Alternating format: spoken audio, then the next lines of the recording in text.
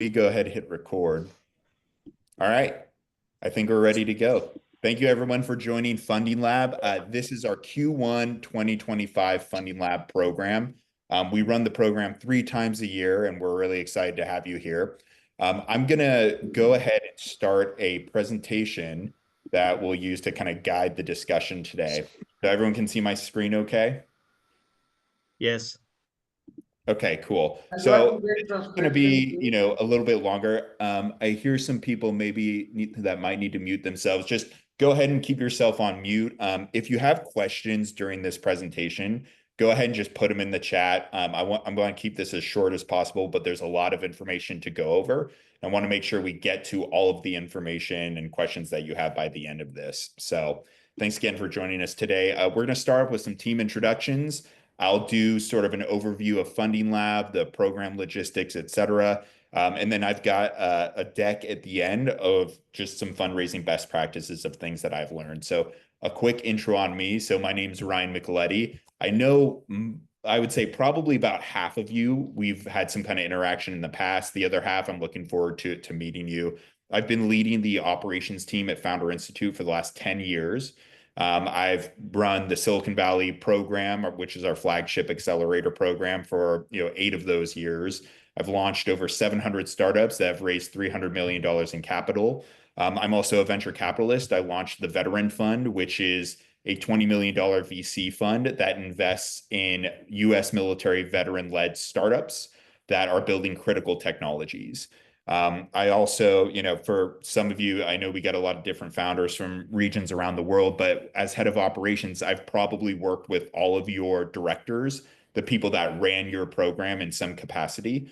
And so there, I may have even seen you go through the program from the back end. So really excited to be here. We've got a great team. I'd love to introduce Laura, who's my partner in crime here. Laura, do you want to do a quick introduction on your side?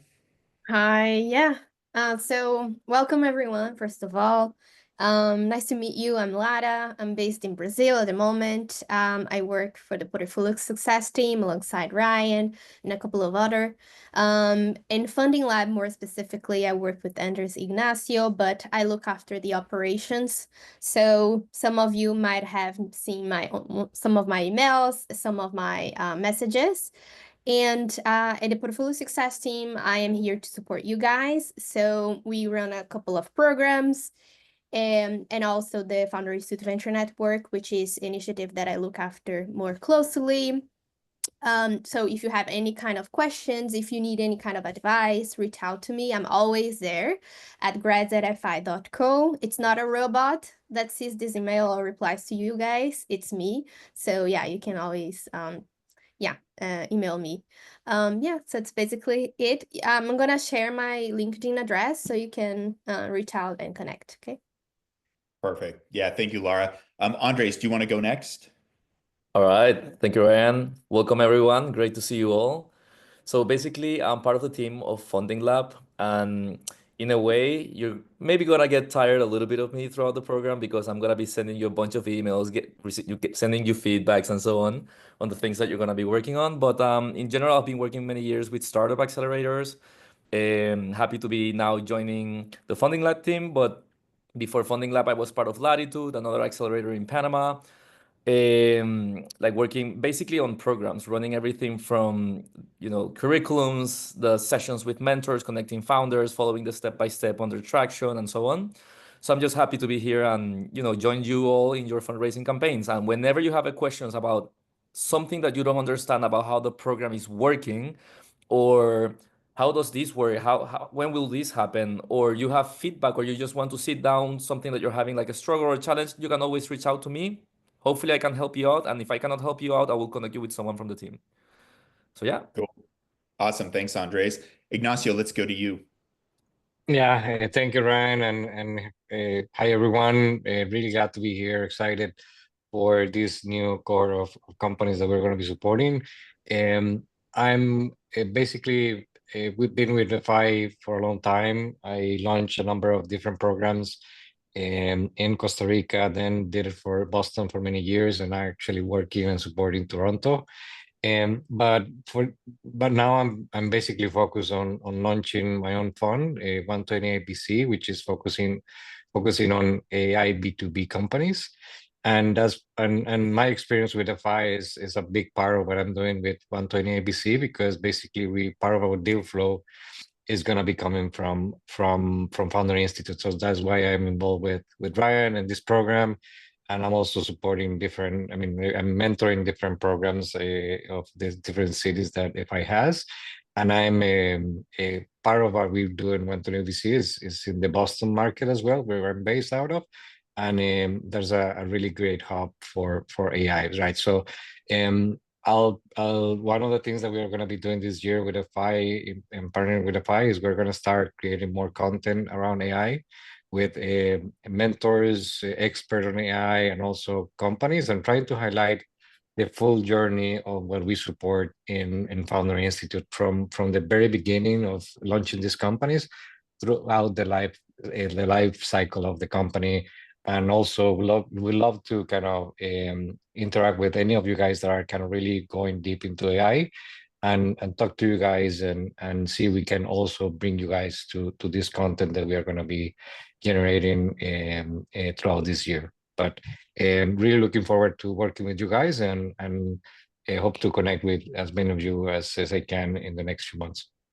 Awesome. Thanks, Ignacio. So yeah, so for any founders that are building specifically in AI, or maybe you have questions about AI, Ignacio is definitely your good point of contact. So he'll be setting up some office hours as well. Dominique, I know I'm putting you on the spot here, but as our resident health tech expert, do you want to just kind of do a quick intro on your side as well? Absolutely. Thanks, Ryan. So, hi everyone. I'm Dominique Kim. I launched and have led the health tech program, core accelerator program for FI since about 2021. And I'm very happy to be here. My role will be assisting and mentoring founders that are in the health tech space and that have questions. We are graduating our current cohort on February 12th. And I see a few of you here that are going to be graduating from that cohort. So it's great to see you here. But yeah, that's my background is in healthcare and public health. So it's great to meet you all. I look forward to working with many of you. Yeah. Thanks, Dominique. So, yeah, so for founders that are working in health tech or you have a health tech angle, please make sure you reach out to Dominique and set up a time. All right. So we are going to go ahead and take a picture here. What I'd love to do is if everyone can take their, yeah, there you go, Kyle. All right, turn your camera on. Now we've got a big group here, so I got to take 3 different pictures. So why don't we go ahead and start with number 1. All right, I'm going to give you guys a countdown and we'll go ahead and do a picture in 5, 4, 3, 2. Everyone smile. All right, we got 1. Oh, I missed the balloons. All right, picture number 2. 5, 4, 3, 2, 1. All right, picture number 3. We got 1 more after this. Oh, I'm starting to hit the fireflies. All right, it's okay. Maybe this might be the last one. All right, everyone smile. There you go. Okay, cool. And this last page is basically just the note takers. So, okay, awesome. What I'm going to do is after this, I'm going to post this on social and we'll send you a link so you could like or share or announce that you're part of the Funding Lab program. Okay, cool. So let's keep going. I guess Andres and Laura, if there are questions that come up in the chat, maybe try to answer them as they arise, and if not, you know, we can dive in and answer them a little bit later. But let me give you a quick intro to fundraising and the Funding Lab program. So let's be honest here, fundraising is really hard. It's often one of the hardest things that you'll do as a founder, and it's not that the process is like very complicated.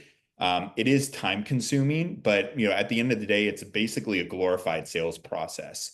The reason why it's hard is because you not only have to spend 30 hours a week fundraising, but you also have to spend, you know, 40 plus hours a week building your startup and making sure that you're gaining traction while you're also fundraising. So it's really just like, it's this extra workload that you have to take on top of being a startup founder, which is what makes it really hard.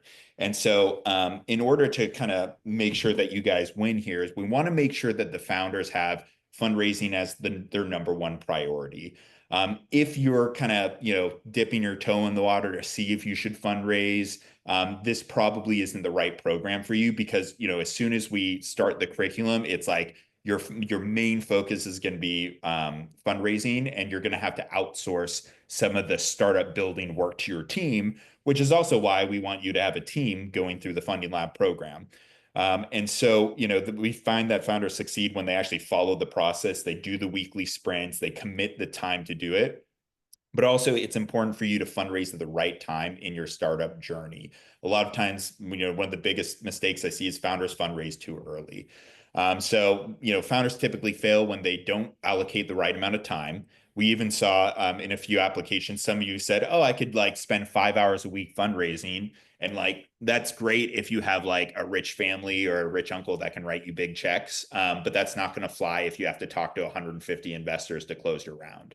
And so you really want to make sure that you have that time set aside.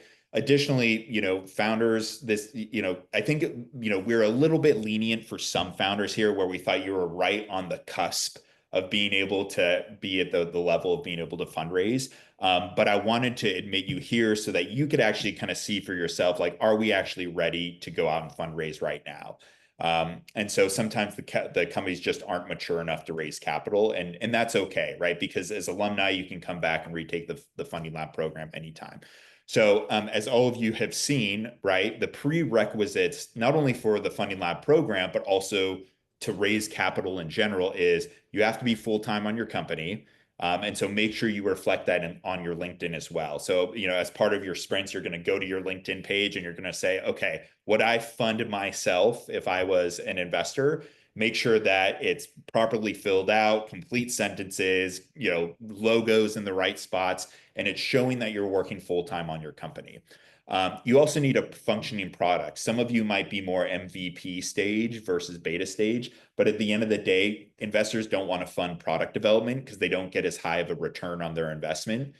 They want to fund growth because that's going to increase the shareholder value of your company, right? The more revenue you have, the higher your valuation is. And so investors want to spend money on things that are going to increase the value of the company. And so the days of raising without a product, unless you're a multi-exited founder, are over. You want to make sure you've got a great product. You have to have some customer demand showing that that you validated the business and that you're ready to use capital to grow. And then again, you have to dedicate, time during the week, and you have to have a team. Now, like I said, we've got 70 founders here. Probably 25 of you will graduate. And the reason why founders will drop is, one, maybe, it's a more intense workload than they thought, and they want to focus more on building their product and traction. And so, having that realistic perspective on what it takes to fundraise, maybe they want to wait to fundraise till later this year until they get more traction. We'll go over some of the traction benchmarks in a little bit, but in order to graduate the program, you basically need to be in the top 10% of founders in general, not top 10% of this program. Everyone here is a high quality founder with a good business. Otherwise, you wouldn't be here. But what we're talking about here is if you want to be in the top 10% of companies that investors are courting or speaking with, you need a high quality website and product. You need an exceptional pitch deck. You need strong communication skills with investors. And you also, for the benefit of the program, you need to pass the fundraising readiness review, which we'll go over in a little bit, but it's basically a checkpoint 7 weeks into the program to make sure that you're making progress on your round. And in order to do that, you should complete all of your assignments. And again, just like the core program, these assignments are not like learning about fundraising. There's resources and things that will educate you for sure. And there's, we actually redid the Funding Lab curriculum, so it's very, very strong. But the assignments are 100% execution. These are all things you need to do to fundraise. So it's important that you follow that process. The goal of the program is to help you get your first check from professional investors. So if you're raising angel capital, if you're doing a small angel round, this program will still be beneficial from an educational standpoint, but we're really focused on raising from venture capitalists, which is a different class of investors than angel investors. Like I said, there's a weekly session. So every Thursday at 9 a.m. Pacific for the next 10 weeks, we're going to meet on this line. We'll set up office hours, not just with myself, but we also have other mentors and folks, EIRs, who are going to do it. And then, you'll have some working groups about, 3 or 4 weeks into the program.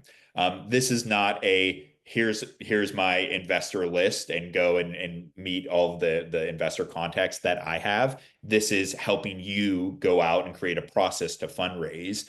We do have the FI Venture Network, which I'll go over in a few minutes, but you have to think about this as like most people, especially the earliest stages, are betting on you as the founder. So you need to make sure that you're leveraging your immediate network, because that's where you're going to get the most traction versus introductions from other people, which are still beneficial. The first couple of weeks is based on fundraising fundamentals. I'll bring in some mentors, usually like one speaker each week. Sometimes it's just to join an AMA and you could get other investor perspectives than my own. Other times there's like presentations that they'll run through for 20 minutes and then we'll do a Q&A. But the point of these weekly sessions is really to dive into like you as a founder and like issues that you're coming across. Maybe you're getting, some kind of response from investors and you want to know how to handle it. Maybe you have questions about different terms. So this is sort of more of a workshop format than maybe the core program where it was, very, very structured. Here's a look at the weekly sprint structure. So we'll do office hours every week. The first, I guess a little bit over half of the program is pipeline building. We're going to do some pitch deck and pitch deck editing. I think this is key. If you're not very good at making pitch decks, if you're not good at making them pretty, you might just want to bite the bullet and pay someone to do it, because if you've got a bad deck, you're not going to raise capital, just full stop. Right. And so like, be honest with yourself and say, okay, like, is this deck good? And if it's not, and if you have like, not the best like design aesthetic abilities, you might just want to get someone who's a professional to do it. Now, the FI Venture Network, this is something that we've been building probably the last like year and a half or so. This really is kind of the intersection of Founder Institute, which is the largest company creator in the world, and our sister company, VC Lab, also known as Decile, which is the largest venture capital firm creator in the world. And so the FI Venture Network is a way for us to share our top companies to the VC Lab community, but also to investors outside of VC Lab. So we've been building this, investor database for a while. And the way that you can think about this is you're not going to get good progress with it if you don't have momentum in your round already, right? This isn't to like cold email, these folks. The way that we structure it is it's a double opt-in intro. And we do this towards the end of the program when we see that, one, you're committed to fundraising, two, you've kind of gone through the checkpoints of being like, make sure you've got a high quality deck, you've got some investor conversations happening, because that sort of FOMO or that momentum is going to help you close your round. So you have to have strong traction. You have to be, a really strong company. And then towards the end of the program, that's when we'll unlock this part, and this will help you build more momentum to closing your round. So we are going to do what we call our VIP mixer on Monday, February 17th at 8 a.m. Pacific. So go ahead and just kind of, we'll send a calendar invite as we get a little closer to it. But this is a way for us to, bring in our mentors and local leaders and folks from the FI Venture Network to meet exclusively you, the founders that are in Funding Lab. So you could just kind of build your network and get feedback and continue to expand. Okay. So I'm sure you have questions on that. That's everything from like a programmatic perspective. You do have a deliverable that's due next week. So all of the deliverables are due basically the night before. I mean, we're not going to check them until after the session, but try to get this week's deliverable done. And I would, one recommendation, start figuring out and carving out time every week to do this. Maybe block off like a day or like some time, each day on your calendar now to complete the deliverables, because it does move fast. And I want to make sure that you don't get whiplash from the program, because it's starting now and it's going to move quickly. All right, I want to give you some fundraising best practices here of what I've learned over the last decade. So, you probably already know that startups are overwhelming, right? You can get burnt out. There's a million different things to do. How do you know what to do when? And it's kind of like that quote from Elon Musk that entrepreneurship is like chewing glass and staring into the abyss, right? It's like you need to figure out how to prioritize your time because you have infinite amount of things that will keep you busy. So our theory at Founder Institute is that creating structure and focus is very important in that. And so what is your goal overall, right? Your goal is not to raise money. Your goal is to get to $1 million in revenue.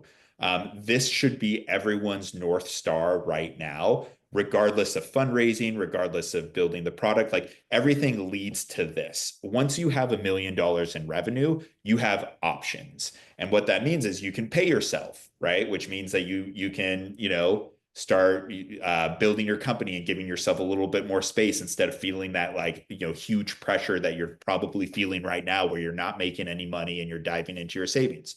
You can also build your team. You can pay your team. This is also a really good traction point where you can go out and raise money from a position of strength.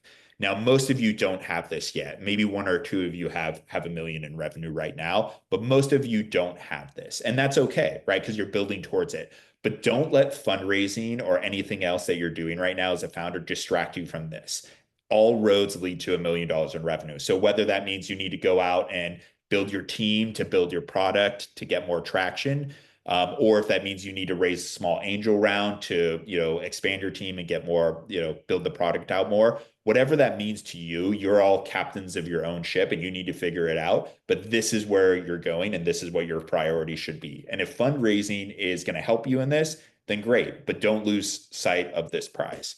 And so, it's pretty simple, right? So I would, if I were you, it's the beginning of the year. You probably have already done some New Year's planning and goals. I would look at like where you want to be December 31st of this year, right? Like, create lofty, like aggressive goals, but that are realistic. Like, I think all of you can probably get to $1 million in revenue by the end of the year. So what does that mean, right? Like, how do you actually achieve it? And there's really 4 main buckets that you as the CEO of your company need to focus on. And these are the things that you need to think about every day. There's your team, right? You have to constantly be building your team. There's your product.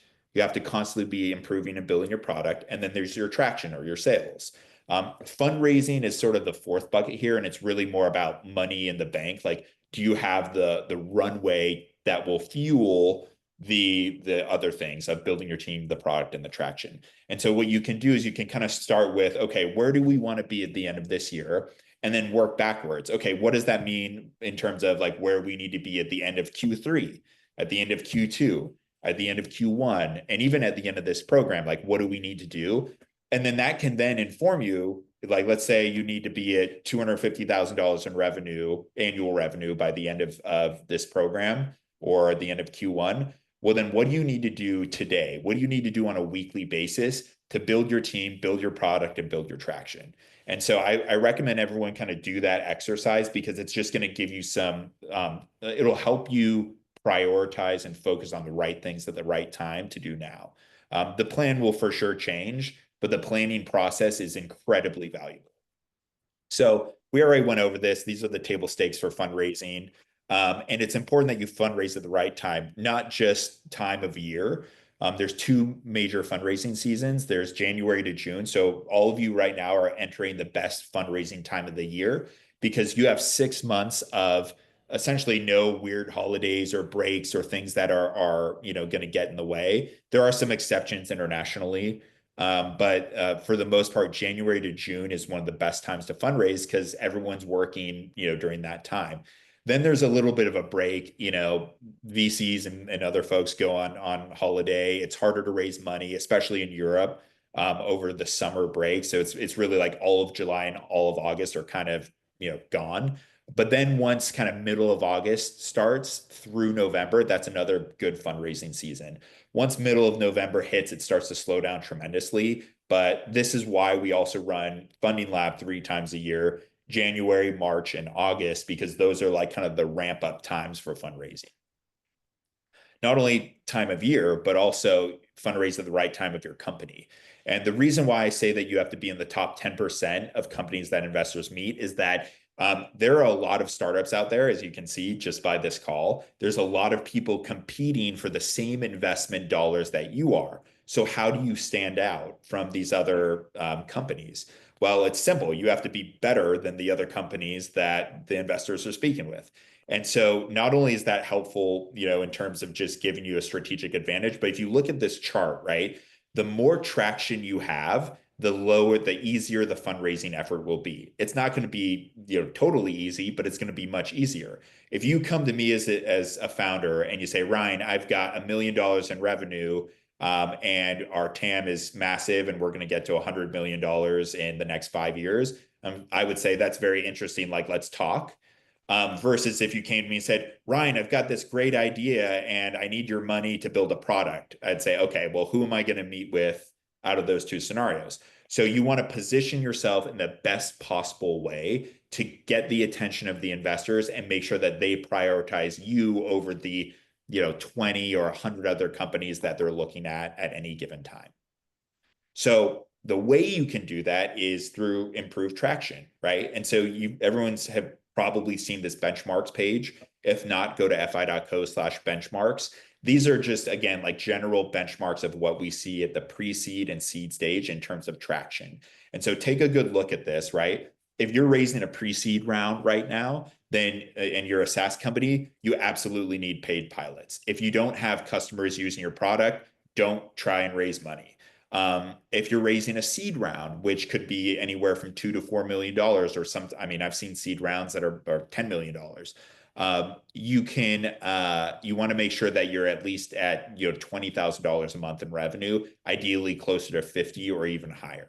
And so when you take this honest assessment of where you're at compared to these benchmarks, you'll know, okay, am I realistically in the top 10% of companies that are at this stage? And if not, doesn't mean you can't fundraise. It just means you might want to adjust your strategy. So for example, right, some of you might be raising, and I've seen this, 1.5 or $2 million, but you don't have any customer traction, or maybe you don't have revenue.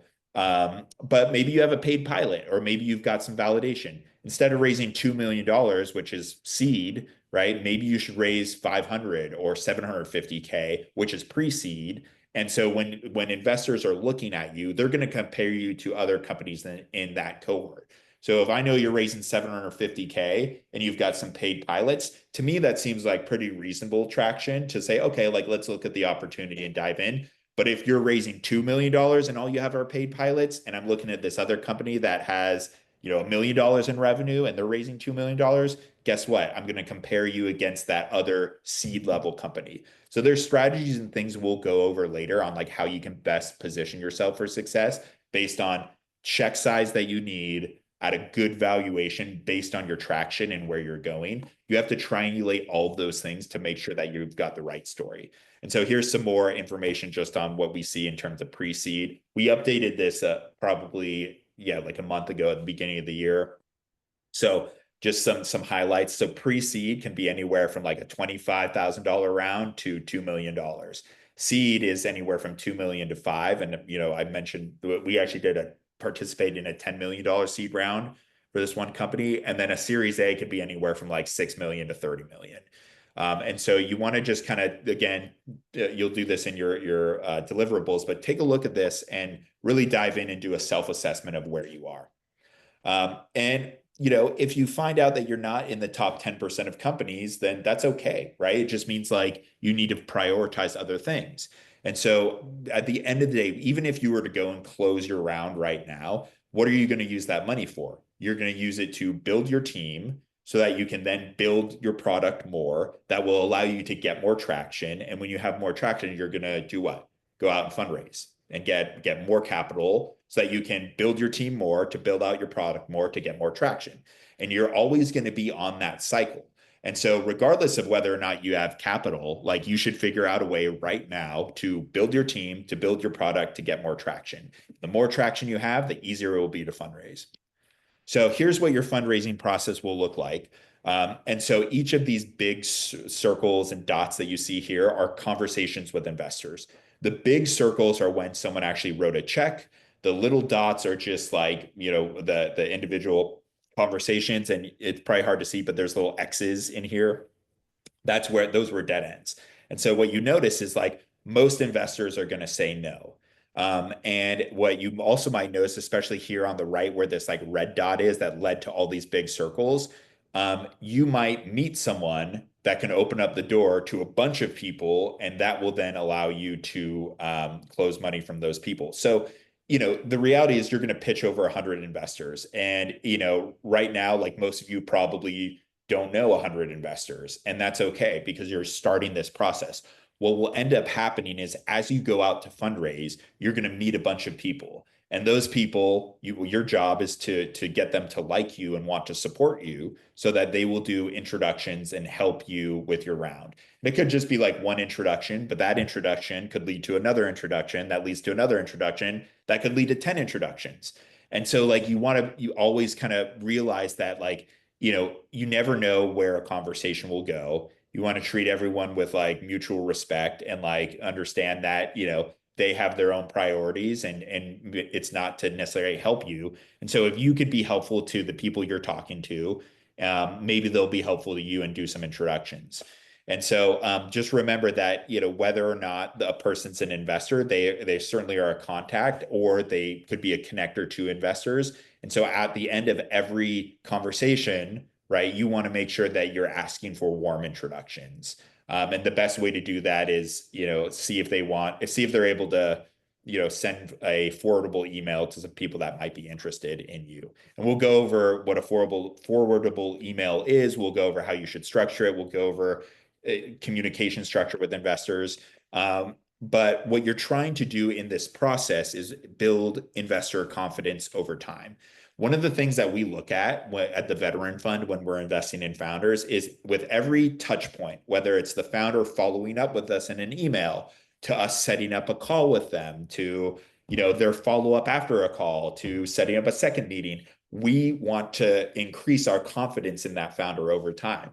And there's been times where maybe we have high confidence level, and then we see how they interact with us, and then our confidence level drops. You want to increase this confidence level over time. And the way you do that is through, one, good communication skills. So short, concise emails, right? And we'll go over that later. But also making sure that you're making progress throughout the entire, conversation timeline. So you might have 10 touch points with an investor over 10 months, or over 3 months or more. It could be a monthly update you send out. It could be a check-in email. It could be a couple meetings. But at the end of the day, like the best way you can build this investor confidence is have some really positive news or highlight to share with them with every touch point. And so what that looks like, and the way you can do this, is you need to create a fundraising plan. And, you'll kind of know, and, if you do that exercise that I mentioned of like kind of looking at where you want to be at the end of the year and planning your quarterly milestones, you can kind of figure out that over the next, let's call it 6 months of your fundraising journey, what traction highlights you can achieve at different inflection points. So let's say, and I'll just make something up, but let's say, month 1, where we finished the product and got our first SaaS customer. Month 2, we onboarded 3 new customers. Month 3, we have a lead investor, and now we've got 10 customers, right? You want to figure out like, okay, what would be a really good story to tell these investors in order to increase their confidence. And so what that does, similar to your monthly update, it is a way for you to keep yourself accountable, to hit milestones that will ultimately help you achieve success. And so I recommend taking some time to create this fundraising plan. And the important part here is that, because you're going to be focused 30 hours or so on fundraising, your founders or your co-founders or your team, they're going to have to be the ones to go out and help build that traction, right? So your job is to focus on fundraising. Their job is to focus on traction and product. And so you want to make sure you have this conversation with them and like really plan this out, because if you do it right, you're going to hit these really good traction inflection points while you're having conversations with investors. And that's going to be the best way to build their confidence. So the other thing you're going to need to do is build a real pipeline. I've invited Kevin Siskar, who was our managing director of the New York program for a long time. He's now the CEO of Finta. they've got a really good, he'll share a lot of really good fundraising data with you, but also best practices and processes. He gives us a 50% discount on their fundraising software. It's definitely the best one that I've seen and used. But you're not obligated to use it. It's just he's done this really well. But they've got like AI, built into it where you can use email templates, and there's different ways to track them. But really, what we're talking about here is you need to build processes for outreach before you actually do the outreach, right? You need to know, like, what's my intro email? What's my follow-up email? What's my second follow-up email if I'm not getting a response? What does my forwardable email look like? And so when you have all that like measured and done, it streamlines your fundraising process and organizes it in a way that will allow you to properly manage it. Most of the time, you're going to have to do a lot of follow-up in order to close your round. And the only way you're going to be able to do that is if you're really well organized.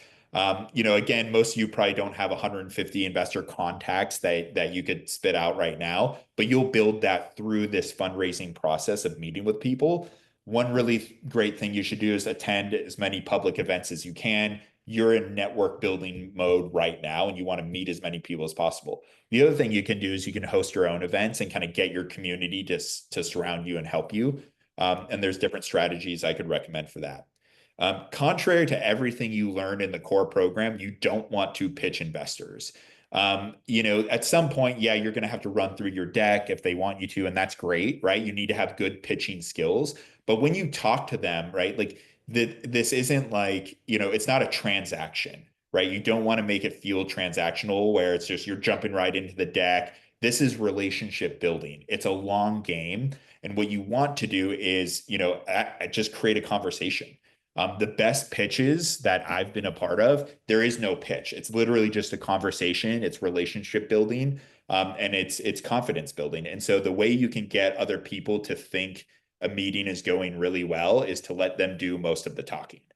There's tons of psychological evidence that the more someone talks during a meeting, the more they think the meeting is going well, which is why I think this meeting's going really well, because I'm talking 90% of the time.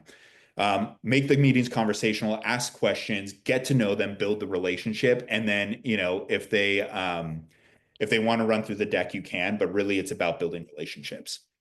And then I mentioned follow-ups critical. I mean, when we were raising money for the veteran fund, I followed up with LPs like 10 or 12 times until we got like a very clear no, or we closed the fund. And then some of them ended up becoming a yes because we were persistent. And then they, at our LP summit, they said, I am so glad you followed up with us. Like, this is an incredible community. Like, I'm really glad that I ended up investing.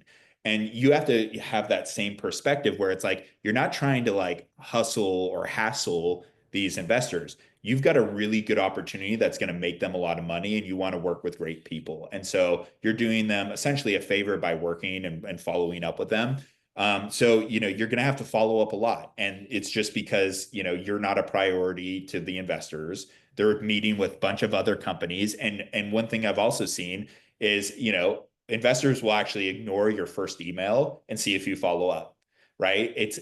There's all these games that people play. They'll send you an email on like a Friday afternoon to see how long it takes for you to respond to that email. So there are some like, dirty VC tricks that are out there that come down to, making sure that the founder's like tenacious, they've got grit, they're prioritizing, and, they're organized. And then the last thing I'll share here, then we'll jump into your questions, is you want to demonstrate conviction. So all of you have put in a ton of time into your company. And one of the things that I love to hear is like, it's almost like, the way you want to make sure that the person you're investing in is like the absolute best person to fulfill that mission, right? And the way you can tell if they're the best person to fulfill that mission is, one, are they qualified based on their background? But two, like, is this something that they're so deeply passionate about that's like their life's masterpiece and their life's purpose, where they want to dive into it and spend the next 20 years just building? Like, that's exactly what investors want to hear. So you want to tie your startup mission to your life purpose. And investors will ultimately fund the confident founders that they like. You know, people say it's about like the business, and yeah, you have to meet like the business benchmarks. You have to kind of win this quantitative game with good traction and a good business opportunity. But at the end of the day, investors are just people, and they want to fund people that they like spending time with, and people that they believe in. So you need to win that qualitative game as well by being confident, you know, courteous, and showing that strong conviction. So remember, with all that said, stay focused. Your goal is to achieve $1 million in revenue. And if fundraising is part of that pathway, great. And if you'd rather just bootstrap to $1 million, that's a really good option too. So let me stop here, take a sip of coffee, and then let's go ahead and jump into some questions. So I'm sure there's a bunch here in the chat. Maybe I haven't been looking at it, but could we, if someone has a question, do they just want to unmute and ask? Hey Ryan, I had a question. It's Dylan Brewski from Sankara Wellness. So I'm kind of to raise like a pre-seed round, and some investors that I talk to say that they won't invest unless there's some sort of valuation associated. I know Founders Institute for pre-seed, they kind of recommend using like safes and other forms of, you know, other investment vehicles that don't really broach like the valuation subject. Like what are your thoughts on that? Like is that common nowadays that you would need some sort of valuation for a pre-seed round? Yeah, so it's very uncommon to have a valuation. Now, you might want to clarify and say, like, are they talking about like a cap on a safe note, or are they talking about a legitimate like series pre-seed valuation? I've seen a few of those where it's like, you know, and it makes sense why investors want like a hard valuation, because there's things like the QSBS, which is, you know, a tax incentive, you know, that starts when you actually own stock in the company and there's a valuation versus it being a safe note. So there are advantages to doing it. But like, I think it's somewhere around like 90% or more of pre-seed rounds are safe notes or convertible notes, and the use of the safe note is increasing. So you might want to just check, and maybe you already know this, is it a cap that they're looking for on a safe note, or do they want to use an actual instrument that prices the company where they own the stock? Gotcha. Thank you, Ryan. Let's go to Muktish. Hey Ryan, nice to see you again. My question is about I am based in Africa, and the trend and my gut feeling tells me that there's going to be more money on the table this year. So, any advice on where we can keep track of new investors, VCs who just raise funds? Yeah, you know, there's a lot of different sources of that information. Crunchbase does a pretty good job of having a lot of that information. You know, at the end of the day, it's a lot of research, and you're going to have to kind of dive in. You'll kind of find that in the deliverables too. It's like not only do you have to find the funds, but you have to also make sure that they're actually investing right now. You can kind of tell if they're in their active investment period based on how old that fund is. So if a fund is in years 1 to 4, that's sort of their active investing period. If, you know, they just closed a new fund and you find some news articles, now you know that they've got fresh capital to invest in. And I would use the rule of thumb here, which is even for the funds that maybe like you're not sure if they're actively investing or not, it's still good to meet with them, because, you know, they would know other folks. And if they like you, they'll do an intro, even if they can't invest in you, because they don't have the capital to do so, or maybe they're in their own fundraising period. So yeah, it is a lot of research and list building. But fortunately with ChatGPT, you can actually cut that research down by a lot by having to give you lists. Now you're going to have to verify that it's not hallucinating. There's like things you want to do, but it is easier than ever now to start figuring out who those are. But you're still going to want to go into, you know, look at their websites, look at who the partners are, and build out your own little database. Great, thanks. Ryan, yeah, and if I may add to that, which is pre-seed funds, especially are basically that's a team game, right? Is all of the pre-seed funds usually have all these other connections because they need to really work with the founders to help with filling the round. So they have multiple connections to multiple funds. So work with them, get the confidence so that you can get interest from them to his peers and to his kind of partners. And also, I mean, it's a very network-based role that VCs play, right? So they have connections with kind of smaller funds, bigger funds. So make sure that you connect with them, they build that trusted relationship, kind of get confidence with them, and then they will open up the doors for you. But you need to go through that first step to build that relationship with them. Also, I just share on the chat a newsletter that like monthly share the latest funds that have raised money. So I think it's an easy way to kind of like be on track. Yeah, that's a really good resource. Thanks for sharing that, Lara. I want to go to Charles next, but let me first just address something that was brought up here in the chat. So there are nuances of traction based on different industries. So if you're doing deep tech, right, and you need $1 million to build a quantum computer or whatever, like, yeah, that you're not going to have like revenue and traction. And so, but there are things you can do to improve your traction even without a product or revenue. I know that Endiotics raised well, they raised a couple $1 million in their seed round when they had their little, like an MVP of their pill robot. And then now they're going into FDA trials and they recently raised 15 million to do that.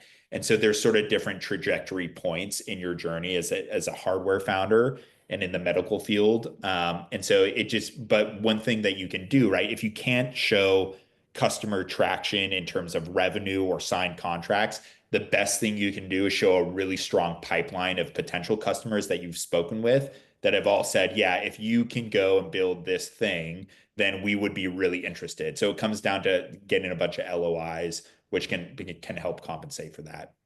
Dominique, is there anything else you want to add to that? No, I think that was perfect. Yeah, just the reinforcing that you can have parallel traction points as you're going along and showing convincingly that you have a huge number of potential customers that really are going to meet the demand and they're almost like chomping at the bit for your product. I think that's invaluable to be able to do that while you're waiting for the sort of the technical hardware part or whatever research to be completed. So I think that's great. Cool. All right, let's go to Charles. Ryan, good to see you again. Very excited about this. I did have a question. So you spoke a little bit about games and some of the games that some like the VCs play. I've already kind of seen a little bit of that in terms of a meeting would go really well, and then they ask for like the pitch deck and pro forma, which I don't know if like the pro forma is like an extra thing that people have, but then they don't even open the docs end, you know? So it's like, and is pro forma something that they actually asked for so early on? So just curious if you knew any other examples or if founders are supposed to play games through. Yeah, I think what some of the games are like intentional, but then sometimes it's also not intentional. And so what happens is like investors just get busy because they're like, they're also like fundraising. They also have their own investors. Like a VC's priority is to go out and raise their fund. It's not actually to like meet with you and help you until they actually have closed their fund. And once they've closed it, yeah, they're going to spend more time building their portfolio. But the reality is that their incentive is to go out and raise their next fund because that's how they make money. And so like you actually like if you look at it from that lens, like, the founders are actually a secondary priority compared to their own investors that they're pursuing. And so what ends up happening is they just get busy and there's lots of noise and they get hit from all different angles. And so the best thing you can do in those scenarios is just have good updates and do like friendly follow-ups. Give them the benefit of the doubt. The worst thing that founders could do is like send an angry email or like, why didn't you open my doc send or this or that?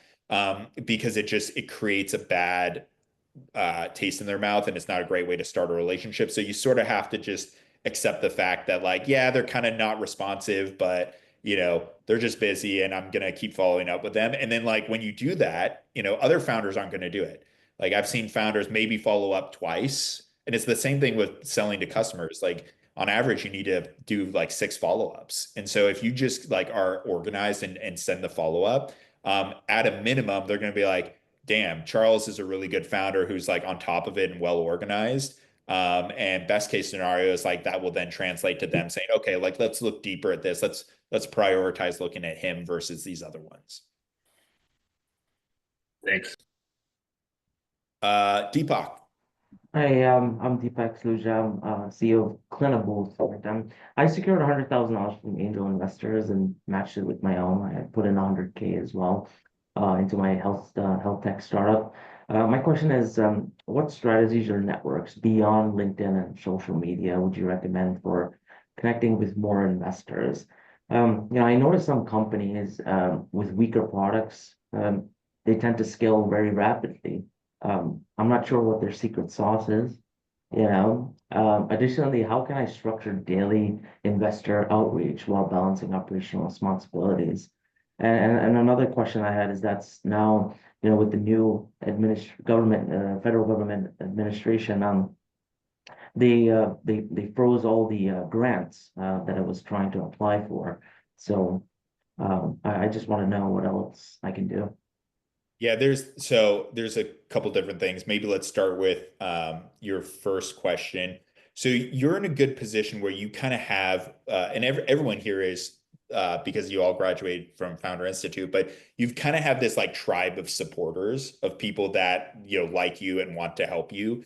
One thing you can do to kind of get some initial momentum is host almost like not a real board of directors meeting, but like a advisor meeting. Bring in your closest supporters. So bring in your team members, bring in your advisors, bring in your Founder Institute director, bring in, your investors, and like almost host like a State of the Union type presentation on here's where we're at with the company. Here's where we're going. We're going to go out and raise this capital, and here's how you can help. And just by getting like, a group of people together, it will create some energy and like it'll motivate people to help, right? When they see like, oh, these other people are involved and, they're going to be helpful. Like it just gives them more confidence and momentum. I've seen that work really well as a way to, kind of activate your immediate closest supporters because they're financially incentivized, but through equity to help you. And so that's one really great way to do it.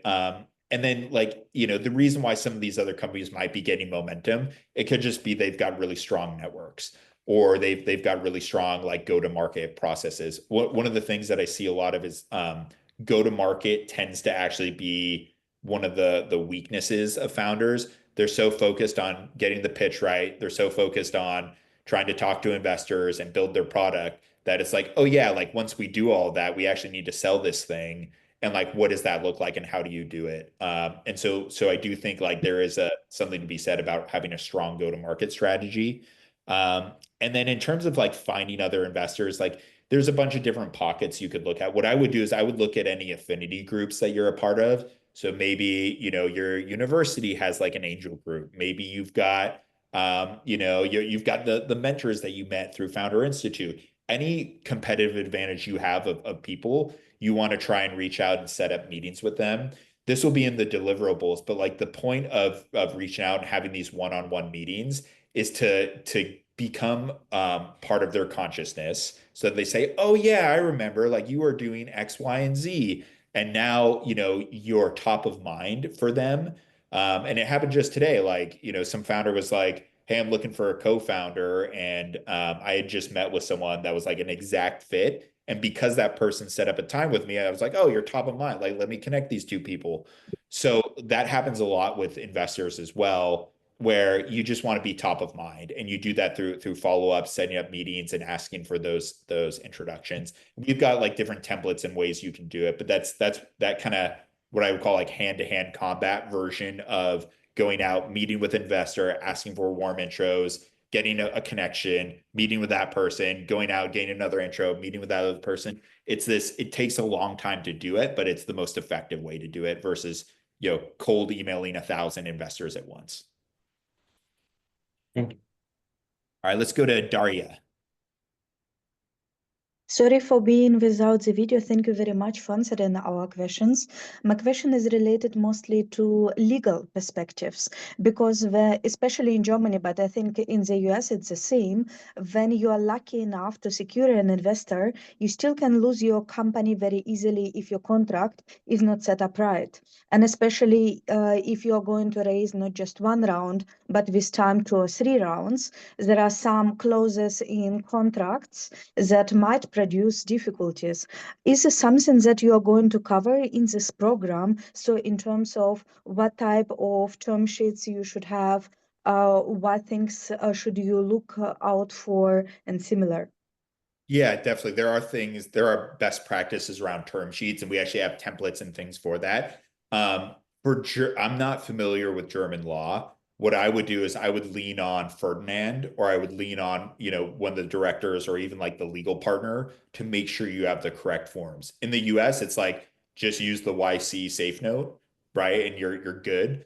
But I can't give you German legal advice, unfortunately. But I would definitely recommend talking to a lawyer just to double check. But there are sort of universal, like, hey, make sure this is in the term sheet and not that. So there is the universal advice that is applicable that we can help with. Thank you. All right, let's go to Megan and then Manush. Hey, Ryan. So I've started raising a friends and family angel round, and I'm using safe terms for that, raising $400,000. I'm also applying to funded accelerator programs, and so I'm noticing like their terms are, hey, $125,000 for 7%. And so I guess I just want to understand if there's any downsides in, setting effectively my own terms for a safe agreement with individual angels. And I do have a valuation cap on that, no discount. And then if I were to get accepted into one of these programs, like what might some of the implications be around valuation? Yeah, it's a really good question. So basically it's like if you're raising it at a 6 cap, but then Techstars is like, no, it's a 3 cap. And then Right. so I think most investors are actually pretty flexible on that. Like they understand like, okay, Techstars and YC or the other accelerators, they have their standard terms that there's not much negotiation power that you have. And they should also see it as a value add, right? So I do think like having the backing of one of those can justify a higher valuation or a cap. And like the investors might not love it, but at the end of the day, it is I would consider a separate round. Like this is an accelerator round. What we're talking about with you is our angel round. And they're like two different instruments, two different terms, because there's not a lot of wiggle room with the accelerator terms. And that's how I wouldn't worry too much about it. But Charles, you kind of went through this. Do you have any advice or feedback? Yeah, I mean, Megan, I did the same thing. So we were at a $3 million cap for Techstars, and now we're raising a friends family angel small tranche at a $7 million post money cap. Okay. So it's almost considered like a pre-seed accelerator, just like an accelerator round, but it should be considered as an asset, especially with like the VC networks and all that comes out of it. So yeah. Great. Okay, that's super helpful. Just a quick one. I know we're at time, but are there any implications, like if I'm collecting some small checks in advance of getting into a Techstars, so I'm, kind of like running these processes in parallel, any concerns there? And Charles, I don't know if that's for you or for Ryan. Not from a legal perspective, because what will happen is like at some point you're going to raise a priced seed round that will then like all of those notes will convert individually at their own valuation. So you're not going to get dinged on it. The thing you want to look out for, which could have implications, is a most favored nation clause. What that means is like if you sign a safe note with anyone else that has better terms, then we get those same terms. And so like most of the time it's not necessarily used, or it's used when you don't have a cap or a discount. But yeah, that's the only potential downside is if, in the future you sign one of those and then you raise like different. In general, it's better to have everyone on the same terms. But when you have accelerators and angels, I would just make sure you keep all the angels on the same like caps. That way you're able to make it a little bit cleaner when it comes to conversion. Great, super helpful. Thank you. Just from a strategy perspective, if you do raise $250,000 before coming into Techstars, they raise your cap from $3 million to a $5 million. Oh, interesting. So that, use that with what you may. Thank you. Appreciate it. All right. I know we're at time here, so if you have to jump, it's all good. We'll keep this running for a few more minutes because I see we still have some questions. So Manush, let's go to you and then Octavio. Yeah, so thank you, Ryan, for the opportunity. So my question is that I'm working on developing a wound care startup. It's in the health tech space, and I had some conversations with some of the venture studio teams. So it is different from a traditional VC. So um, I heard that like getting an offer from venture studio would in future prevent the opportunity to raise in the next round from the traditional VC. Is that true? I think, well, the venture studio model is pretty unique. And usually like the way that I've seen that is like the venture studio has sort of this concept. They go out and recruit like a CEO. And then I guess like sometimes like maybe they find an existing startup and then they try and bring them into the venture studio. So it just, I think it depends on how you're onboarded because like it's the way you're going about it would be less traditional. So you would, just to clarify, you would take your startup, you would then go into that venture studio. So they would provide like 150K or some kind of funding. They would also take a big chunk of the company, but now they're sort of like co-founders and they're going to help you with all these different things, whether it's product development, raising capital, et cetera. Do I have the correct understanding? Yeah, it's because mostly for health tech startups, the main reason they fail because of not because of the technology, but the business side. If the founders doesn't have the experience to go forward with the business side of things, mostly they will fail. So giving that reasoning, so they will all give all the support systems apart from the funding. They also give the supporting system and also the mentorship, all the necessary partners which are required for them to be successful. All these additional support systems would be available. So there will be a catch that they may take more equity in return. It could be a downside of that. So I just wanted to see the pros and cons of going into that. Yeah, I mean, so there's not major downsides of like having a venture studio backing you. It's all about like positioning. So let's say they take 20%, right? That's kind of what like a minimum co-founder level equity allocation would be. The question would really be like, what have they done to add value for that 20%? And what are they going to continue to do to add value for that 20%? So if it was just like 20% one time, they helped you for 3 months and that was it, like, yeah, it's kind of like you have a ghost co-founder, which is never good, right? Someone that has a big chunk of your company that's not perpetually adding value. But if they're going to perpetually add value and you've got a good narrative around that for the investor, then it shouldn't be a downside. Yeah, my product actually it has to go through a drug regulatory process, and it's going to be a long road, and they cannot put me in the middle of the sea after 3 months. It cannot work like that.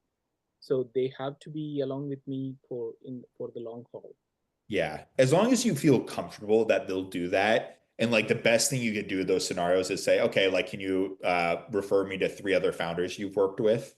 And then have conversations with them. As long as they're going to continue to add value and you can confidently say that to investors and like the investors can see, oh yeah, they're earning their 20% and it's actually, it'll help our investment. You shouldn't have a problem raising capital with them on the cap table. So while having this conversation, I had some initial conversation and they have follow-up setup. So while having this conversation, sorry that it is taking time. So um, when we have this next round of conversations, as you said, like 20% for the company for a health tech in pre-seed, pre-revenue stage. Uh, when we are raising around $1 million, is it high enough? Is their equity high enough? Is it 20%? Equity high enough.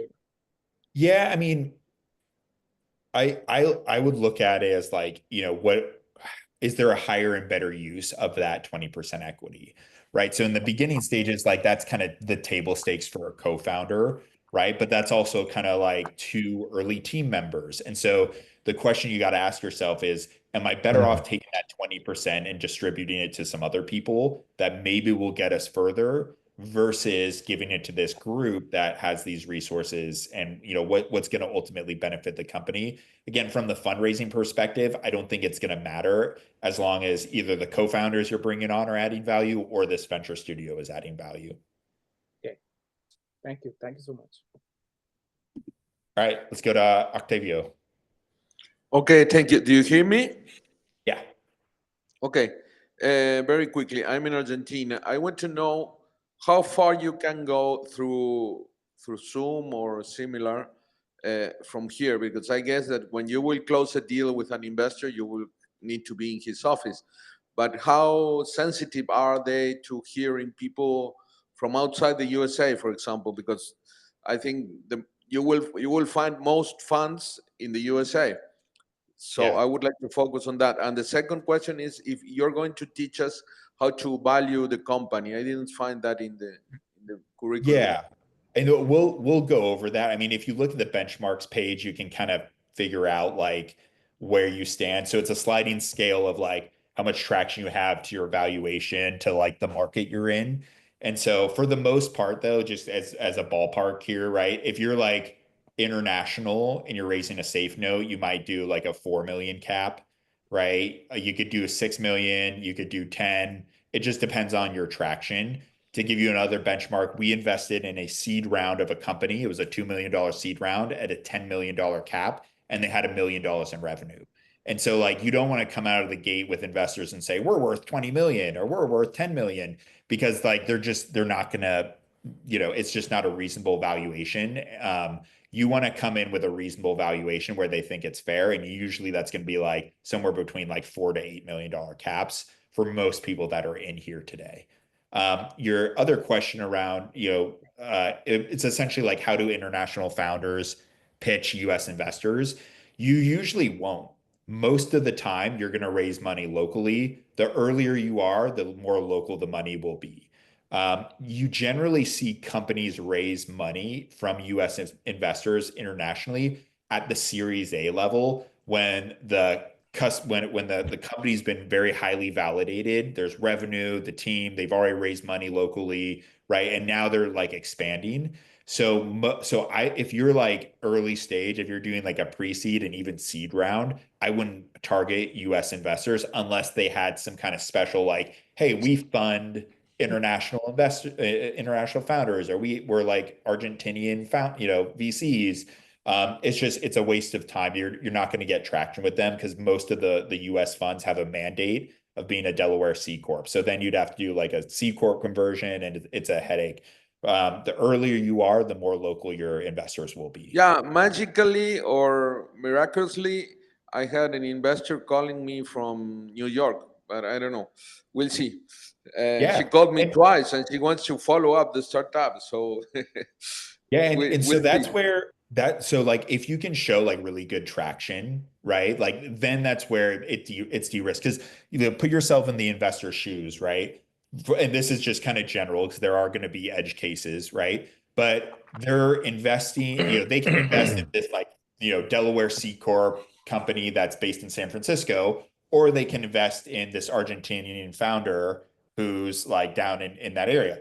How do you reconcile the two? Well, maybe the Argentinian company has way more traction and it's a way more interesting company versus the San Francisco one. And so therefore, the extra risk of investing internationally is justified through the extra reward or benefit of them either having more traction or a better opportunity to pursue.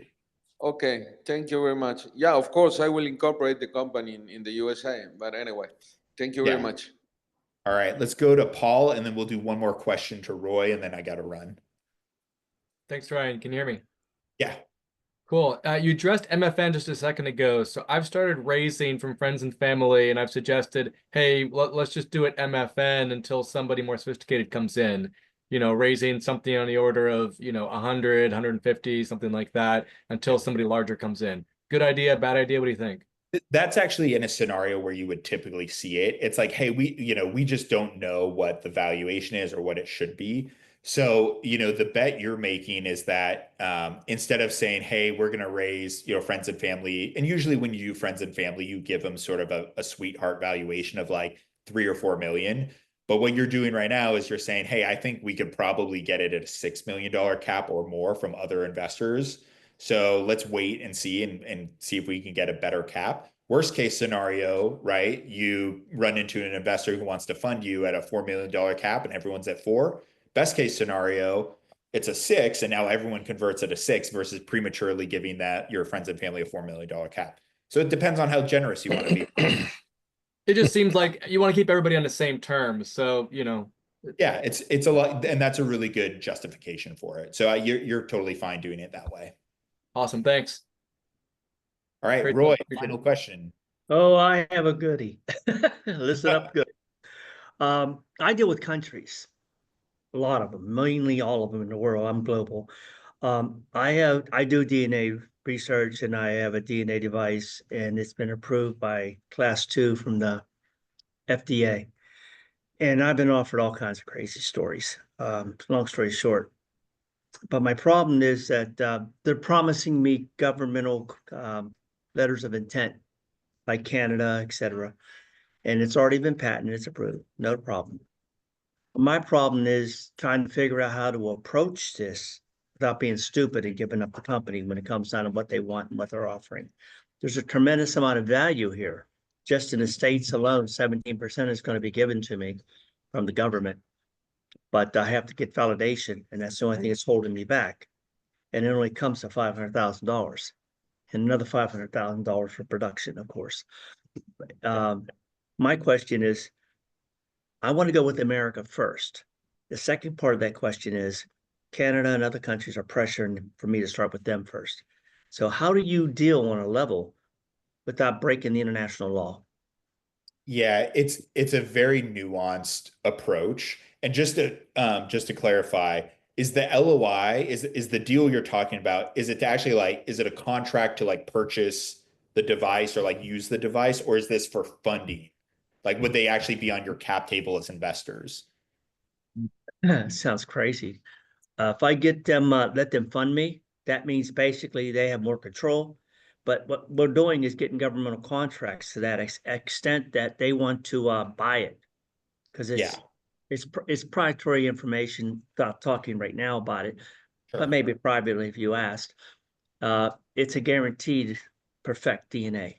So you never ever, it goes through the satellite systems and goes through all the banks around the world, tells you where you are, what you are. Total, I could tell you within 10 feet where you are at any given point, time and day.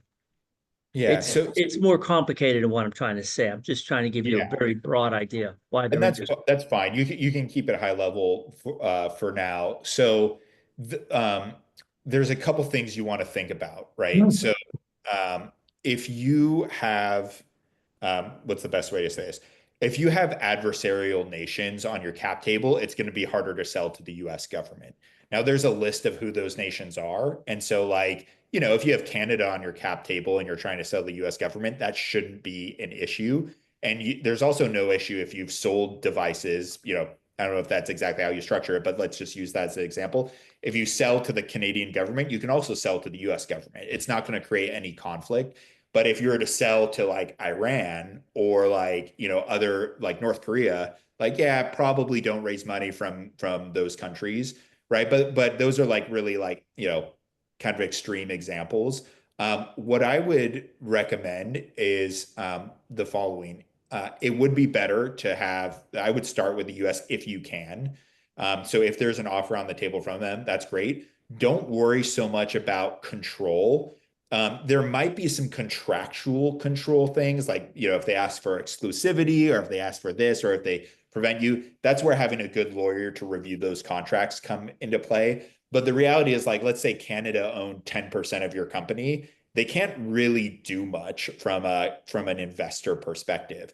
Really, it's not about like how much of the company they own. It's more about who's on your board of directors, because those are the ones that ultimately wield the power to fire you and to like, you know, to figure out like where the direction of the company should go. So I wouldn't worry about a minority investment from a international country really at this point. But if you can start with the US, since you're a US company.